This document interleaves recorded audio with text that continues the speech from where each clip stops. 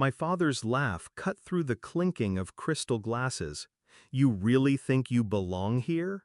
My sister leaned in, her perfume drowning in something sharper. "She smells like pig manure," she whispered, just loud enough for the table to chuckle. The waiter froze mid-step. Then the restaurant manager appeared, bowing slightly. "Welcome back, Miss Hannah. Your usual table is ready." My father choked on his wine. Hashtag 2 years earlier. The first time I sat at this table, I wasn't a Miss Hannah. I was just Hannah, the farm girl who wore department store dresses and nervously checked price tags before ordering. It was my father's birthday. I'd scraped together 2 months' savings just to treat them here. He'd arrived with my stepmother, my perfect sister, in tow, the kind of beauty that photographs couldn't quite catch.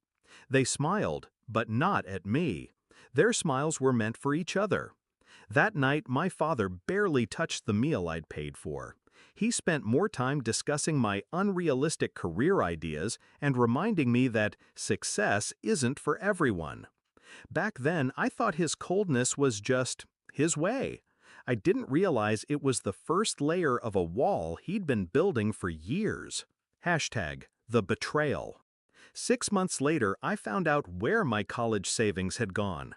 Not stolen, reallocated, my father's word. To help your sister with her startup. She's got real potential, Hannah. You wouldn't understand.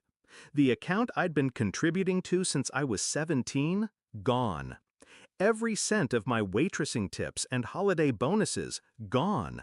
I didn't cry in front of him. I didn't scream.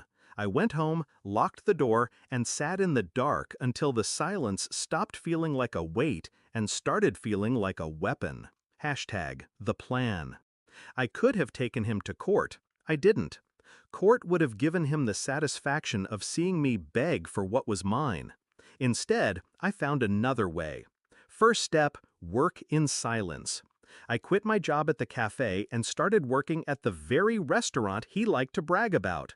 Not as a waitress, but as a hostess. That's how I met the owner, Mr. Lang.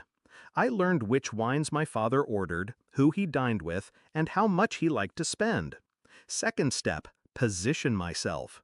Mr. Lang owned more than this restaurant. He had properties, investments, and, as it turned out, a vacancy for an assistant.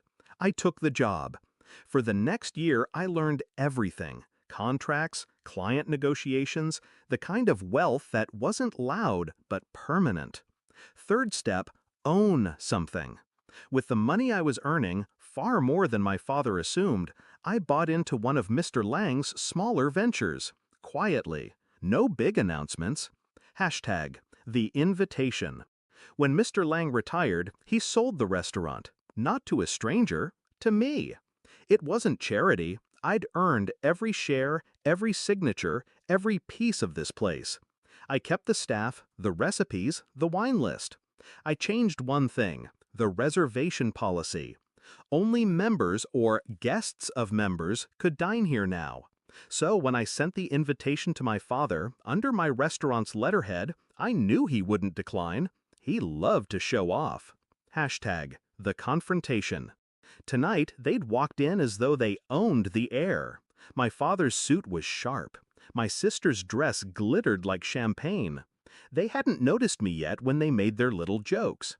But the moment the manager addressed me, Miss Hannah, the air shifted. My father's glass trembled. "Our usual table?" I asked, keeping my voice polite, professional. "Yes, Miss Hannah." We walked past their table. I didn't glance back. Halfway through my meal, I heard them being told there'd been a mistake. Their reservation was under guest of member. The member, however, hadn't arrived. Without me, they couldn't be seated. Hashtag the downfall. I waited until they were halfway out the door before I stood. "Dad," I called softly. He turned. His eyes were smaller than I remembered. "This is your place?" he asked. I smiled. "It is. Bought it last year." My sister shifted uncomfortably. The silence between us was thick. "You really think you belong here?" He tried again, but this time his voice cracked. I leaned closer. I don't think, Dad. I own here.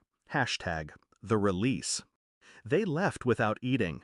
I sat back down, swirling my wine, feeling the weight of years slide off my shoulders. No yelling, no revenge he could point to as cruel. Just the quiet fact that I had built something without him, and he could never sit at my table again unless I allowed it. Justice didn't need to be loud. It just needed to be final.